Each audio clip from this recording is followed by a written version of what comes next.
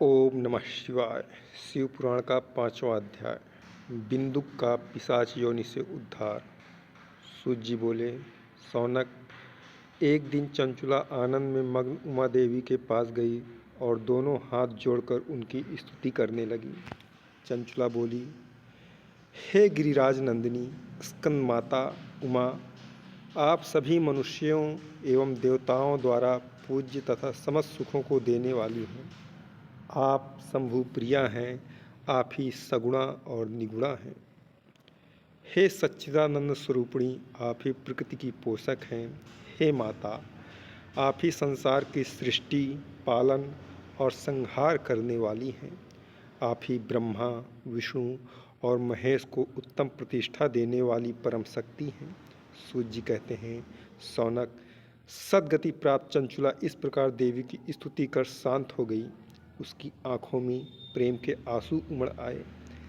तब शंकर प्रिया भक्त वत्सला उमा देवी ने बड़े प्रेम से चंचुला को चुप कराते हुए कहा, सखी चंचुला, मैं तुम्हारी स्तुति से प्रसन्न हूँ। बोलो, क्या वर मांगती हो? चंचुला बोली, हे गिरिराज कुमारी, मेरे पति बिंदुक इस समय कहाँ हैं?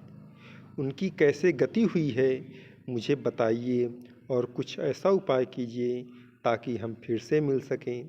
हे महादेवी, मेरे पति एक शूद्र जाति वैश्या के प्रति आसक्त थे और पाप में ही डूबे रहते थे। गिरजा बोली, बेटी, तुम्हारा पति बिंदुक बड़ा पापी था, उसका अंत बड़ा भयानक हुआ। वैश्या का उपभोग करने के कारण वह मूर्ख नरक में अनेक वर्षों तक अनेक प्रकार के दुख भोग कर अब शेष पाप को भोगने के लिए विंध्य पर्वत पर पिशाच की योनि में रह रहा है। वह दुष्ट वहीं वायु पीकर रहता है और सब प्रकार के कष्ट सहता है। सूत जी कहते हैं, सौनक, गौरी देवी की यह बात सुनकर चंचुला अत्यंत दुखी हो गई। फिर मन को किसी तरह स्थिर करती हुई दुखी हृदय से माँ गौरी से उसने एक बार फिर पूछा, हे महादेवी, मुझ पर कृपा कीजिए और मेरे पापी पति का अब उद्धार कर दीजिए। कृपा करके मुझे वह उपाय बताइए जिससे मेरे पति को उत्तम गति प्राप्त हो सके। गौरी देवी ने कहा, यदि तुम्हारा पति बिंदुक शिव पुराण की पुण्यमयी उत्तम कथा को सुने तो वह इस दुर्गति को पार करके उत्तम गति का भागी हो सकता है। अमृत के समान मधुर गौरी देवी का यह वचन सुनकर चंचुला ने दोनों हाथ जोड़कर मस्तक झुकाकर उन्हें बारंबार प्रणाम किया तथा प्रार्थना की कि मेरे पति को शिव पुराण सुनाने की व्यवस्था कीजिए। ब्राह्मण पत्नी चंचुला के बार बार प्रार्थना करने पर शिवप्रिया गौरी देवी ने भगवान शिव की महिमा का गान करने वाले गंधर्वराज तुम्बुरो को बुलाकर कहा, तुम्बुरो, तुम्हारी भगवान शिव में प्रीति है। तुम मेरे मन की सभी बातें जानकर मेरे कार्यों को सिद्ध करते हो। तुम मेरी इस सखी के साथ विंध्य पर जाओ। वहाँ एक महाघोर और भयंकर पिशाच रहता है। पूर्व जन्म में वह पिशाच बिंदुक नामक ब्राह्मण मेरी सखी चंचुला का पति था। वह वेश्यागामी हो गया। उसने स्नान, संध्या आदि नित्य कर्म छोड़ दिए। क्रोध के कारण उसकी बुद्धि भ्रष्ट हो गई। दुर्जनों से उसकी मित्रता तथा सज्जनों से द्वेष बढ़ गया था। वह अस्त्र शस्त्र से हिंसा करता, लोगों को सताता और उनके घरों में आग लगा देता था। चांडालों से दोस्ती करता, वह रोज वेश्या के पास जाता था।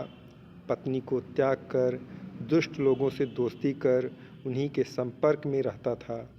वह मृत्यु तक दुराचार में फंसा रहा। मृत्यु के बाद उसे पापियों के भोग स्थान यमपुर ले जाया गया। वहाँ घोर नरकों को सहकर इस समय वह विंध्य पर्वत पर पिशाच बनकर रह रहा है और पापों का फल भोग रहा है। तुम उसके सामने परम पुण्यमयी पापों का नाश करने वाली शिव पुराण की दिव्य कथा का प्रवचन करो।